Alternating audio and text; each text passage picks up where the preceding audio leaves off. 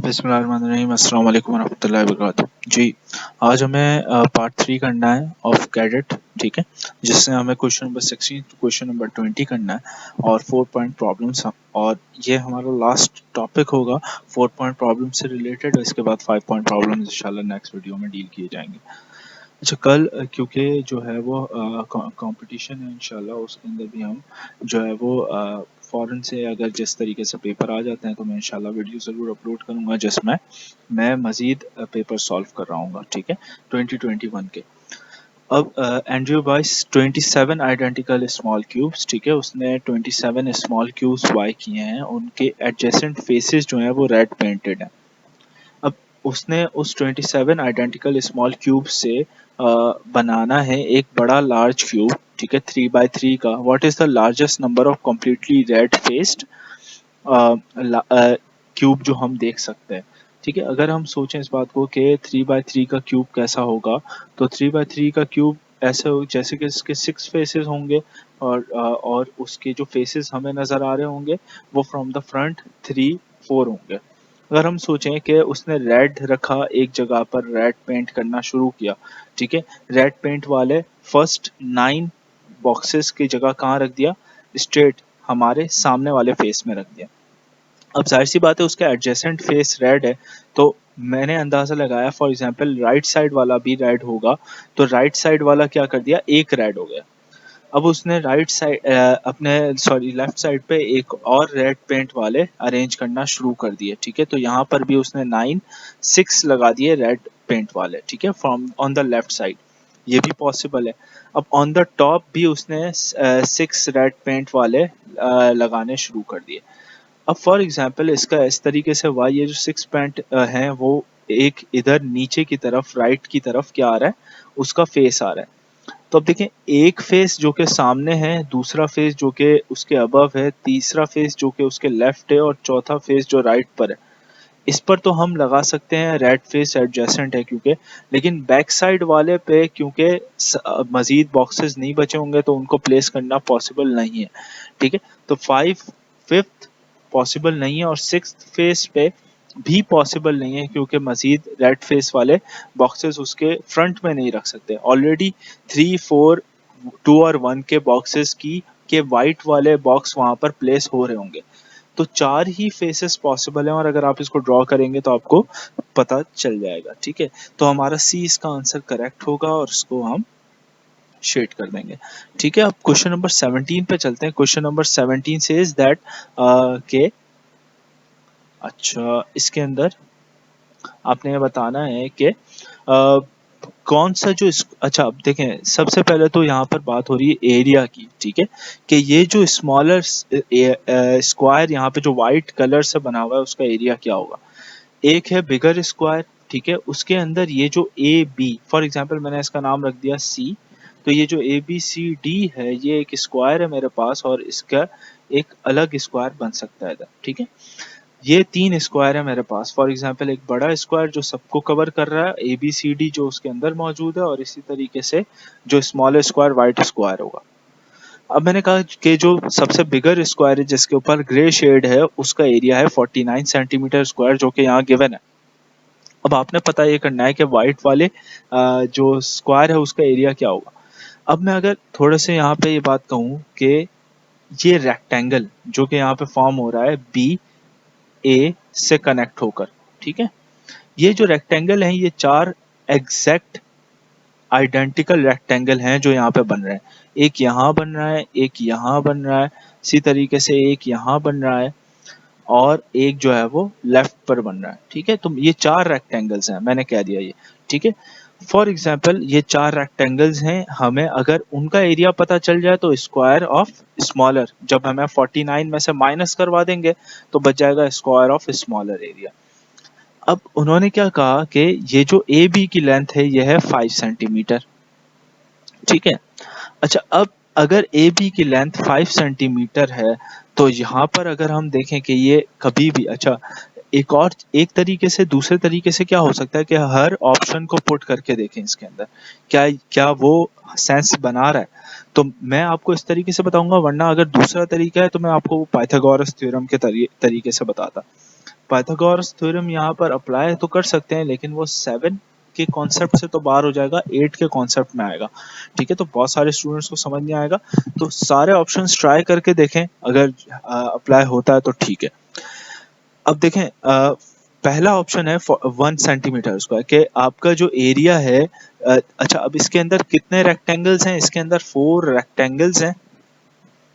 ठीक है, जैसे मैंने अभी आपको बताया, और 1 स्क्वायर है, स्मॉलर स्क्वायर, जो कि हमें कैलकुलेट करने वाला है। अब फॉर एग्जाम्पल कह दिया इन्होंने कि इसका जो एरिया है वो 1 सेंटीमीटर स्क्वायर है पहली वाली कंडीशन में। अगर ये 1 सेंटीमीटर स्क्वायर होगा तो ये कितना होगा? अगर मैं 49 में से 1 माइनस कर दूं, इसका एरिया माइनस कर दूं, तो 4 रेक्टेंगल का एरिया आ जाएगा मेरे पास, यानी कि ये होगा 48। अब अगर ये होगा 48, दैट मीन्स कि 48 4 रेक्टेंगल का है, और अगर मैं एक रेक्टेंगल का निकालूं तो कितना हो जाएगा? 48 डिवाइड बाय 4, तो ये हो जाएगा एक रेक्टेंगल का एरिया 12 सेंटीमीटर स्क्वायर। अब देखें, 12 के दो कॉम्बिनेशंस पॉसिबल है। एक तो ये कॉम्बिनेशन है, अच्छा, रेक्टेंगल के एरिया होता है लेंथ मल्टीप्लाई बाय ब्रेथ। ठीक है, फॉर एग्जांपल मैंने कहा कि ये जो लेंथ है और ये एक ब्रेथ है, ठीक है, ये हो सकता है कि ये 6 और 2 हो। पहली पहली कंडीशन तो ऐसे हो सकती है, लेकिन मुझे पता है राइट एंगल ट्रायंगल में सबसे लार्जेस्ट साइड कौन सी होती है? हाइपोटेन्यूज होती है, और ये जो ए बी है ये हाइपोटेन्यूज है, ये 5 है, तो 6 तो नहीं हो सकता, क्योंकि ये हमेशा क्या होगा? 5 से स्मॉलर होगा। ए वाली साइड भी और बी वाली साइड भी दोनों क्या होंगी? स्मॉलर होंगी 5 से, क्योंकि राइट एंगल ट्रायंगल में हाइपोटेन्यूज जो बनता है, जो कि 90 डिग्री से अपोजिट होता है, वो हमेशा क्या होता है? वो हमेशा ग्रेटेस्ट साइड होती है। तो 6 और 2 वाली कॉम्बिनेशन तो पॉसिबल नहीं है, तो 12 से एक और कॉम्बिनेशन है जो पॉसिबल है, वो है 4 और 3। ठीक है, और पाइथागोरस थ्योरम अगर अप्लाई करें तो 4 और 3 वाली कंडीशन भी क्या हो सकती है? सेटिस्फाई हो सकती है। तो पहली चीज तो हमने डिसाइड कर ली कि हाँ, 1 जो है वो पॉसिबल है कि इसका आंसर हो, लेकिन हम सारे आंसर्स को निगलेक्ट नहीं कर सकते, और अब हमें क्या करना है? अब हमें उस स्टेप पे जाना है कि सारे हम पुट करके देखें। ठीक है, चलें अब सारे आंसर्स को पुट करके देखते हैं, इसको रिमूव कर देते हैं। ठीक है, लेट्स सी के अभी जो है हमारा आंसर क्या हो? अगर बी हो तो क्या होगा? देखिए, अगर हमारा आंसर बी होगा तो इसमें एक चीज जो है वो पॉसिबल है कि 49 माइनस 4 क्या होगा? 45 होगा।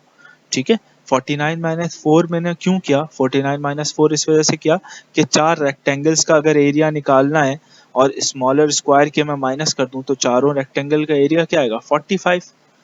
अब देखें, कैंगरू मैथ्स के अंदर 45 आना और इसको 44 से डिविजिबल होना, ये पॉसिबल नहीं है। ठीक है, अगर मैं करूंगा तो ये मेरा आंसर बन जाएगा 11.25। अब 11.25 सेंटीमीटर स्क्वायर से कोई भी कॉम्बिनेशन पॉसिबल नहीं है। मैं कौन सा फैक्टर्स पता कर सकता हूँ? कोई भी नहीं, यानी ये मेरा आंसर नहीं हो सकता एटलीस्ट। तो 4 सेंटीमीटर स्क्वायर वाले को मैं कट कर रहा हूँ, मैं आ जाता हूँ 9 सेंटीमीटर स्क्वायर। 9 सेंटीमीटर में 9 माइनस करके देखता हूँ, तो 49 माइनस 9 बन जाता है 40। हाँ, ये पॉसिबल हो सकता है, 40 डिविजिबल भी है 4 से, और जब 40 को 4 से डिविजिबल करेंगे तो आंसर आ जाएगा 10। ठीक है, अब ये 10 क्या है? 10 है आंसर ऑफ एक रेक्टेंगल, यानी कि एक रेक्टेंगल का एरिया 10 है। अब मैं अगर 10 के कॉम्बिनेशंस बनाऊं तो 5 मल्टीप्लाई बाय 2 बनता है, यानी कि लेंथ मेरी 5 होगी और ब्रेथ मेरी क्या होगी? 2 होगी। या दूसरा कॉम्बिनेशन है 10 और 1, हो सकता है कि 10 और 1 की साइड हो, दोनों पॉसिबल नहीं है। अब यहाँ दोनों पॉसिबल इस वजह से नहीं है कि जब भी मैं अगर 5 रखूंगा, लेंथ 5 रखूंगा, यानी ये जो बी वाली साइड है इसको 5 रखूंगा, तो ये हो जाएगी मेरी हाइपोटेन्यूज से बड़ी। ठीक है, जब मैं हाइपोटेन्यूज से बड़ी कोई साइड ले लूंगा लेंथ में, तो वो परपेंडिकुलर या बेस में, तो ये राइट एंगल ट्रायंगल पॉसिबल नहीं होगा। हाइपोटेन्यूज से कोई भी साइड इक्वल या बड़ी नहीं हो सकती। तो ये भी कॉम्बिनेशन खत्म हो गया, यानी कि 9 भी हमारा आंसर नहीं हो सकता। अब हम आ जाते हैं 16 के ऊपर। 49 में से 16 माइनस करते हैं तो देखते हैं फिर हमारा आंसर क्या आता है।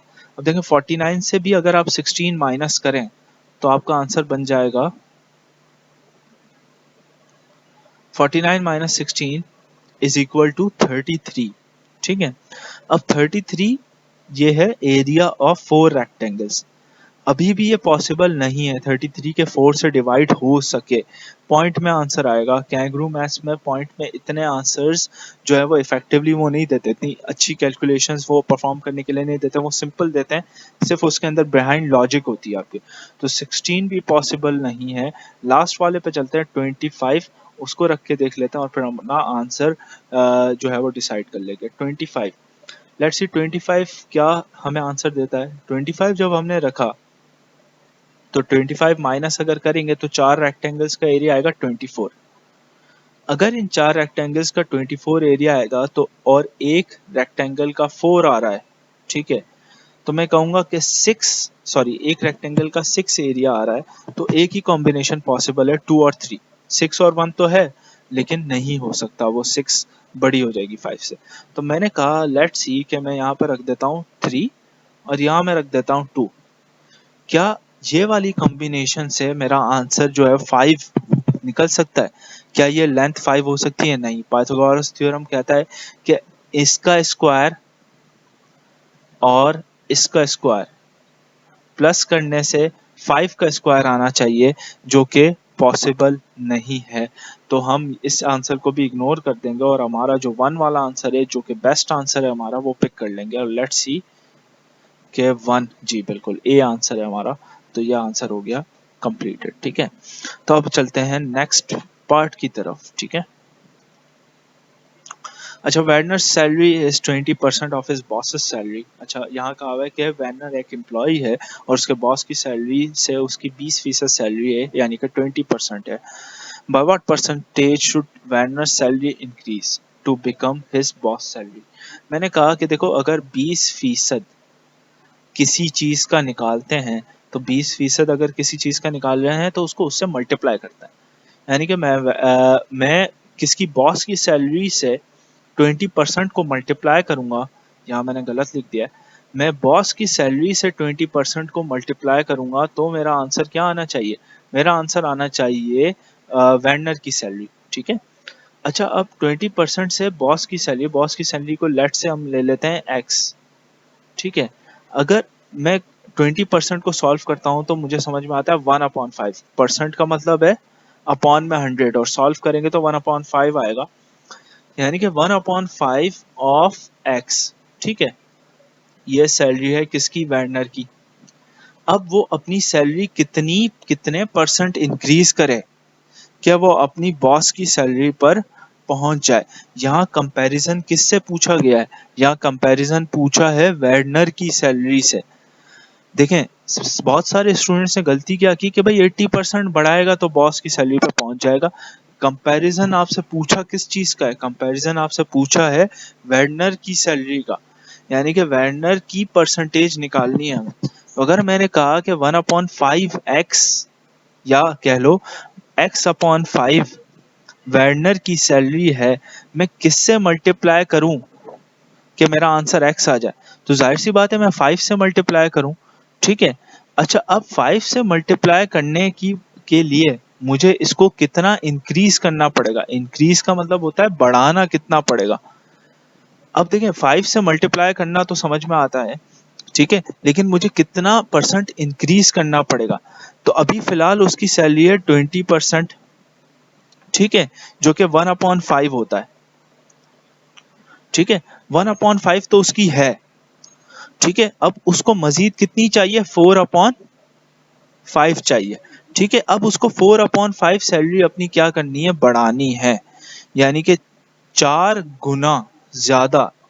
ठीक है, तो अगर मैं कहूं कि 20% अभी x/5 सैलरी है, 1/5 उसकी है, अभी मजीद उसको कितना अपने सैलरी से इंक्रीज करना पड़ेगा? 400% इंक्रीज करना पड़ेगा, 400% इंक्रीज करना पड़ेगा, यानी कि अपनी सैलरी, करंट सैलरी से वो 4 टाइम्स इंक्रीज कर देगा और प्रीवियस अपनी सैलरी भी इंक्लूड करेगा, तो क्या हो जाएगा? उसका आंसर कंप्लीट हो जाएगा, यानी कि हमारा आंसर क्या होगा? डी होगा, 400%। ठीक है, देख लेते हैं इसको, ये आंसर है। ठीक है, चलिए नेक्स्ट पार्ट की तरफ चलते हैं। ठीक है, next part says question number 19। Question number 19 के अंदर ये कहा हुआ है कि आयरीन मेड अ सिटी। अब उसने एक सिटी बनाया है और उसका एक व्यू दिया हुआ है हमें। ठीक है, ये दिया हुआ है साइड व्यू, जो आपके सामने ये वाला बना हुआ है, ये दिया हुआ है साइड व्यू। ठीक है, और ये जो लेफ्ट पे बना हुआ है ये दिया हुआ है आपके पास फ्रंट व्यू। ठीक है, मैंने कह दिया ये फ्रंट व्यू। ठीक है, मैंने कहा नहीं, सॉरी, यहाँ पे लिखा हुआ है कि ये फ्रंट व्यू। ठीक है, अब इसके अंदर हमें ये बताना है कि कितने पॉसिबल क्यूब्स। अच्छा, ये जो रखे हुए हैं उसने बॉक्सेस, ये क्यूब्स हैं। ठीक है, उसने ब्लैक क्यूब्स उसने रखने हैं। अब वो कितने maximum largest number of cubes रख सकती है वो। ठीक है, हमें सोचना है कि कितने maximum number of large cubes रख सकते हैं। अब फॉर एग्जांपल, अच्छा ये भी नहीं बताया हुआ कि ये साइड व्यू कौन सा व्यू है। हो सकता है ये वाला साइड व्यू हो सकता है ये वाला साइड व्यू हो सकता है ये वाला साइड व्यू हो, ये वाला साइड व्यू। अच्छा, एग्जामिनर ने हमारा एक काम आसान किया है, उसने ये कहा है कि लार्जेस्ट नंबर जहां से बना वहां से उठा लो। ठीक है, अब मुझे लार्जेस्ट कॉम्बिनेशन देखना पड़ेगा। अब लार्जेस्ट कॉम्बिनेशन का मतलब क्या है कि देखें, पहले वाले जगह पर दो स्क्वायर्स हैं। ठीक है, ये दो स्क्वायर्स साइमल्टेनियसली एक के ऊपर एक नहीं है, ये एक के बाद एक है। ठीक है, और ये जो आपको एक के ऊपर एक नजर आ रहे हैं, ये साइड का व्यू ऐसे है कि उसकी बिल्डिंग, जिस तरीके से बिल्डिंग हमें नजर आती है उस तरीके से। तो जाहिर सी बात है इसके ऊपर क्या होंगे, दो ब्लॉक्स होंगे, और इसके ऊपर भी दो ब्लॉक्स होंगे। यानी कि एक लाइन में आने वाले जितने भी ब्लॉक्स होंगे वो क्या होंगे, एक जैसे होंगे। तो मैंने यहाँ पे 4 लिखे हैं, तो ये भी 4 ही होंगे। ठीक है, ये यहाँ देखें, अगर फॉर एग्जाम्पल मैं अज्यूम करूं ये वाला व्यू है, ये वाला व्यू है, तो यहाँ पर एक एक ब्लॉक होगा। ठीक है, मैक्सिमम। ठीक है, उसने मैक्सिमम बोला है। इसी तरीके से 3 यहाँ होंगे, मैंने कह दिया 3 यहाँ होंगे और यहाँ 3 होंगे। हो सकता है कि इस ब्लॉक पे 2 हो सकता है इस ब्लॉक पर 1 हो, क्योंकि वो पीछे बना हुआ है। हो सकता है वो छुपा हुआ है हमारी आई साइड से, हम देख नहीं पा रहे हैं, पीछे हो इधर। ठीक है, लेकिन हमें मैक्सिमम लेना है, तो हम 3 लेंगे। अब देखें, मैं इस साइड को अगर काउंट करूं तो 2 2 4 4 4 8 8 12 14 17 20 23 बनता है। तो मेरा आंसर 23 आता है, 23। लेकिन उसने बोला मैक्सिमम निकालो।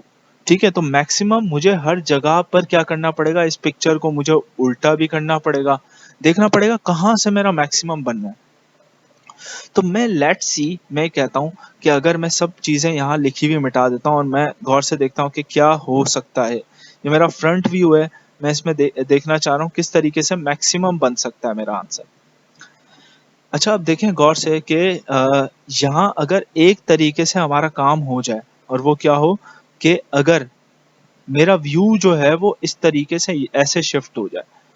क्या मतलब है, फॉर एग्जांपल 2 वाले ब्लॉक्स यहाँ पर लगे हों। ठीक है, 2 वाले ब्लॉक्स अगर यहाँ, ये मैं ये वाला व्यू देख रहा हूँ। ठीक है, अपनी तरफ वाला व्यू देख रहा हूँ। ठीक है, तो 2 2 2 अगर ऐसा हो जाए, ठीक है, 1 1 सॉरी 4 4 ये ऐसा हो जाए। ठीक है, 4 हो जाए, यहाँ 1 1 हो जाए, या 3 3 हो जाए। अब मैं काउंट करके देखता हूँ कि क्या यह पॉसिबल है, ऐसा व्यू पॉसिबल है। अच्छा, तो इसके अंदर कितने मैक्सिमम क्यूब्स लगाने होंगे उसको, 3 3 6 9 10 14 18 20 22 24। अब यहाँ देखें 24 आ गया, यानी कि 23 को हमने पीछे छोड़ दिया, 21 को भी पीछे छोड़ दिया, 22 को भी पीछे छोड़ दिया। अब मेरा किसी भी कॉम्बिनेशन से, आप भी करके देख लीजिएगा। ठीक है, और मेरा नहीं ख्याल है किसी भी कॉम्बिनेशन से इससे बड़ा ब्लॉक्स अचीव हो सकता है। तो लेट्स सी, मैं इसी को डिसाइड कर लेता हूँ, 24 मेरा आंसर है। इससे ज्यादा ब्लॉक्स को मैं अचीव नहीं कर सकता, चाहे मैं साइड व्यू लूँ, ये वाला व्यू लूँ, चाहे मैं ये वाला व्यू लूँ। ठीक है, सब में मैं अगर फिक्स करके देखूं तो मेरे जहन में ऐसा आ रहा है कि ये नहीं हो सकता, क्योंकि हम ब्लॉक्स जब भी रखने जाएंगे तो 4 और 4 1 अपनी जगह चेंज कर लेंगे, 3 3 2 2 तो चलो अपनी जगह पर सेम रहेंगे। ठीक है, तो 4 4 मुझे मैक्सिमम चाहिए, तो मैक्सिमम यही कॉम्बिनेशन पॉसिबल है। सही है, ठीक है, इसका मतलब है मेरा आंसर बी होगा। लेट्स सी कि एग्जामिनर ने कौन सा आंसर लगाया है। बी ही है, ठीक है। चलें, तो ये हमारा सवाल सॉल्व हो चुका है और अब हमें क्वेश्चन नंबर 20 पे जाना है, last question. Asha has a strip of paper with a number 1 2 3 4 5 written in 5 cells. She folds the strip so that the cells overlap, forming 5 layers, ठीक है। यानी कि फॉर एग्जांपल एक पेपर की स्ट्रिप ली है, उस पे लिख दिया है 1 2 3 4 5 और उसके ऊपर बना लिए हैं बॉक्सेस, ठीक है, स्क्वायर्स बना लिए। अब उसने फोल्ड करना शुरू किया। अच्छा, अब देखें यहाँ पर कहा हुआ है कि कौन से नंबर्स जो हैं, कौन सी कॉम्बिनेशंस इसमें से पॉसिबल नहीं है, क्या ये पॉसिबल नहीं है, क्या ये पॉसिबल नहीं है, क्या ये पॉसिबल नहीं है, मतलब एक के बाद एक। क्या मैं 3 के नीचे अगर मैं ए एग्जामिन करूंगा तो मैं ऐसे एग्जामिन करूंगा, क्या मैं 3 के नीचे 5 रख सकता हूँ? तो मैं गौर से सोचूंगा कि क्या मेरे हाथ में एक पीस ऑफ पेपर है जिसपे 3 लिखा हुआ है, 3 के नीचे मैं फोल्ड करके 5 लिख रहा हूँ, ठीक है। यानी कि इसको मुझे क्या करना पड़ेगा, ऐसे पीछे की तरफ फोल्ड करना पड़ेगा, ऐसे इस तरीके से फोल्ड करना पड़ेगा, तभी वो 3 के नीचे आ तो सकता है, ठीक है। तो ये कॉम्बिनेशन पॉसिबल हो गया, हमें वो बताना है जो कि पॉसिबल ना हो, नॉट पॉसिबल हो, ठीक है। तो अब हम एक एक कॉम्बिनेशन की तरफ जाएंगे और देखेंगे कि कौन सा कॉम्बिनेशन पॉसिबल है। तो लेट्स सी ए क्या हो सकता है। ए के अंदर 3, हाँ 3 के नीचे मैं 5 रख सकता हूँ, लेकिन उसके बाद जैसे ही मैं 5 को प्लेस करूंगा तो मुझे क्या करना होगा, 4 उसी के नीचे रखना पड़ेगा, ठीक है। तो 3 5 4 भी हो चुका। 2 और 1, क्या 2 और 1 साइमल्टेनियसली, हाँ बिल्कुल आ सकता है। 2 को पहले फोल्ड किया जाए ऐसे और फिर 1 को आखिर में फोल्ड कर लिया जाए तो हो सकता है। तो ए तो पॉसिबल है, इसका मतलब ये आंसर नहीं है। बी देख लेते हैं। 3 के नीचे अगर मैं 4 रखूं, ठीक है, और 4 के नीचे बिल्कुल 5 आएगा, उसके अलावा कोई नंबर नहीं आ सकता। तो 2 और 1, पहले 1 आ जाए 2 आ जाए, बिल्कुल पॉसिबल है, ये भी नहीं हो सकता। पार्ट सी की तरफ जाते हैं। 3 के नीचे मैंने पहले 2 प्लेस कर दिया, ठीक है। अच्छा, अब ये कॉम्बिनेशन देखें वैसा ही है जैसे बी वाला है। क्या मतलब है, 3 के नीचे पहले 4 रखा था, फिर उसी का बाद वाला नंबर 5 रखा था। तो 3 के नीचे 2 रखा है, फिर 1 रखा है, फिर 4 और 5 रख दिया, यानी कि ये भी पॉसिबल है, बी के जैसा ही है। तो दो ऑप्शन तो एक जैसा एग्जिस्ट नहीं कर सकते। 3 1 2 4 5 ये देखें, ये किसके जैसा है, ये ए के जैसा है, ये भी पॉसिबल नहीं है। बस इसके ऊपर, इसके अंदर जो पहली स्ट्रिप है, ये वाली जगह है, वो पहले प्लेस कर दी है और ये वाली जगह बाद में प्लेस कर दी है, पॉसिबल है। तो रह कौन सा गया हमारा ई। और अगर ई को हम गौर से देखें तो 3 के नीचे 4 रख सकता हूं मैं, लेकिन 4 के नीचे मैं डायरेक्ट 2 रख तो दूंगा, लेकिन 1 और 5 की जगह जो है वो आपस में फिट नहीं हो पाएंगे, वो एक दूसरे को डिनाई करेंगे, वो एक दूसरे के साथ फॉर्म नहीं होंगे।